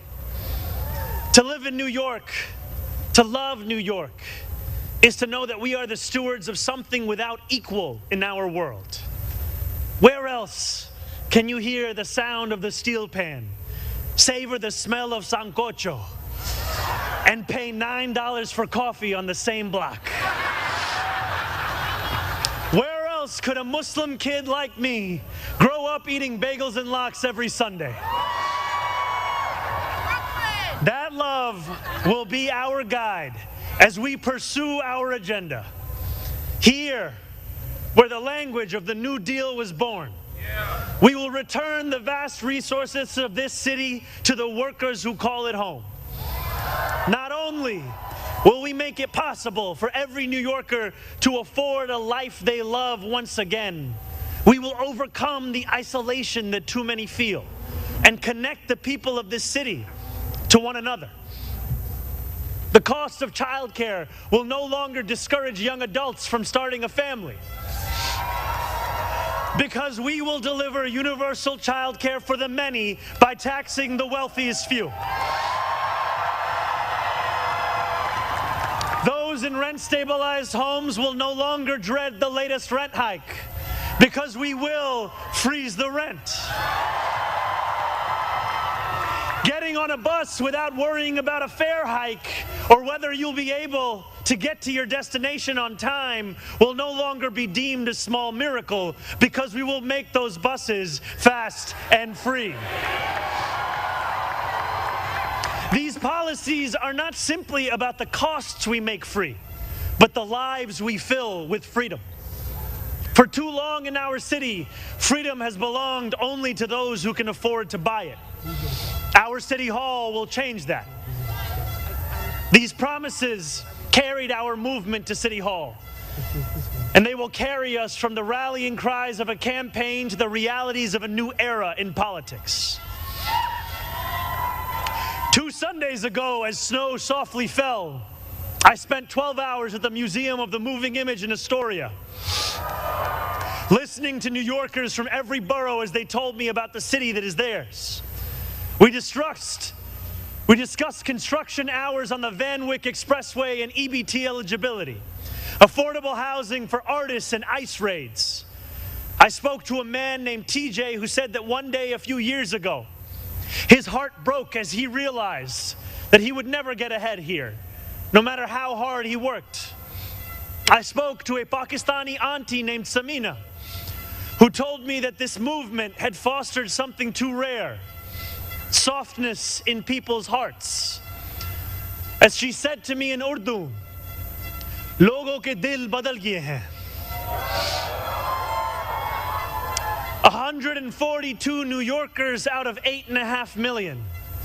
And yet, if anything united each person sitting across from me, it was the shared recognition that this moment demands a new politics and a new approach to power. We will deliver nothing less as we work each day to make this city belong to more of its people than it did the day before. Here is what I want you to expect from the administration that this morning moved into the building behind me. We will transform the culture of City Hall from one of no to one of how.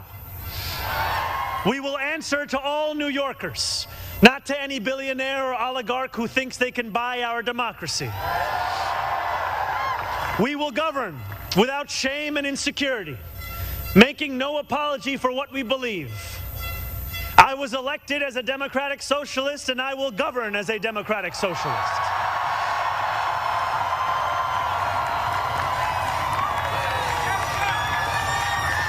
I will not abandon my principles for fear of being deemed radical.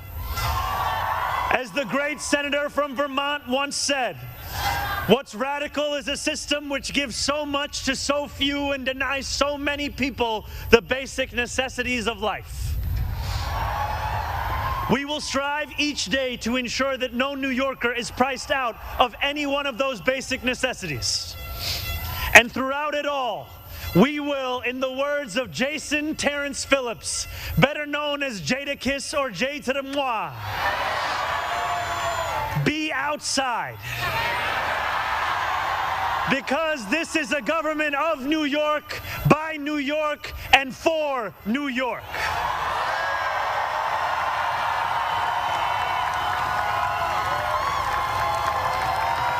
Before I end, I want to ask all of you, if you are able, whether you are here today or anywhere watching, to stand with me.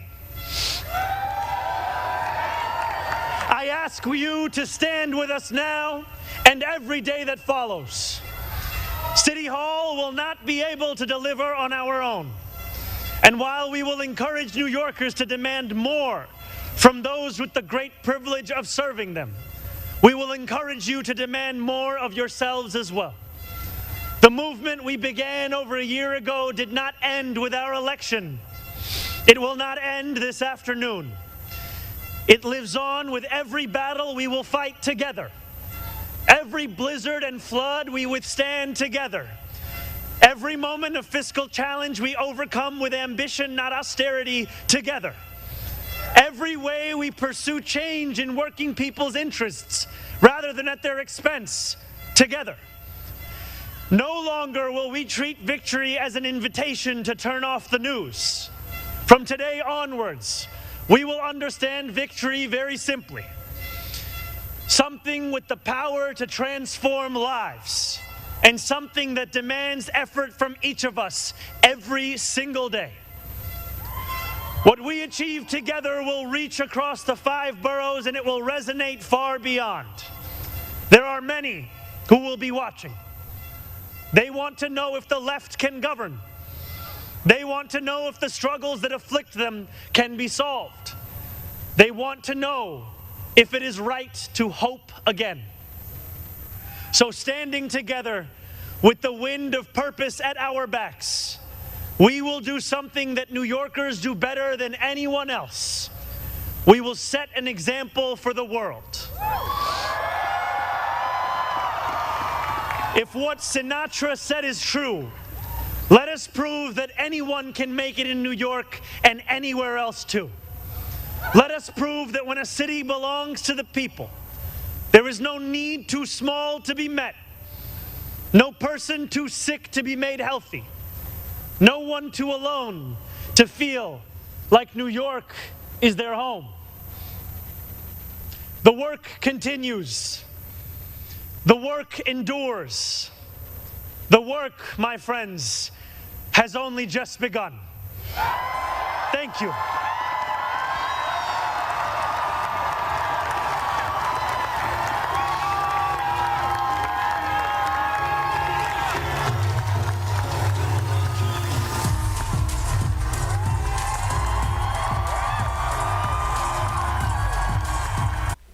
All right, so that was the inauguration yesterday for Zohran Mamdani, the 111th mayor of New York City. All right, let's take a quick break. We'll be back here in just 2 minutes here on Live Impact News on WCNC Plus.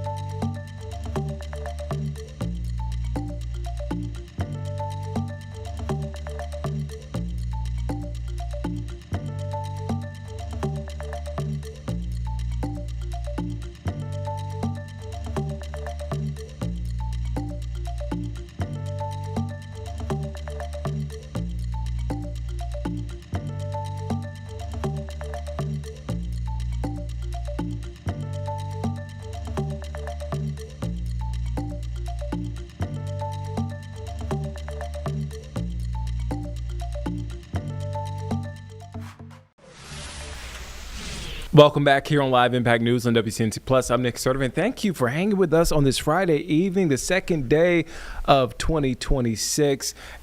Make sure you don't go anywhere, because coming up next, more Panthers on Plus content. That's because, look, we got a big matchup. We, as in the Panthers, I'm a big fan. Panthers take on the Bucks. They're in Tampa. Danielle Stein is in Tampa as we speak, providing us coverage there. We'll continue to check in with Danielle. But again, Panthers on the Plus. Extended coverage continues at 9 p.m. on the dot. You don't want to miss it. Nick Carboni with more of a breakdown. He's had some incredible guests this week. And I did it last night with Eugene Robinson, also Carlene Bragg. We did Panthers on the Plus. But Nick Carboni has been holding it down. And then Saturday, you don't have to just watch the game. You can watch the game with us. Game night watch party, Saturday, 4 p.m. here on WCNC Plus. You don't want to miss it. You're going to get a good real-time breakdown, reaction. You don't want to miss our very own safety, NFL safety, one of the 50 greatest players in Seahawk history, Eugene Robinson. You don't want to miss him pounding on the desk, yelling, doing his best Michael Irvin on the show as he gives, again, a good analysis. Eugene is going to be entertaining. He's going to be ready to go, locked in as the Panthers make that playoff push. All right. As I mentioned before, Panthers on the Plus next at the top of the hour. Just hang on here on WCNC Plus. Have a great night, everyone.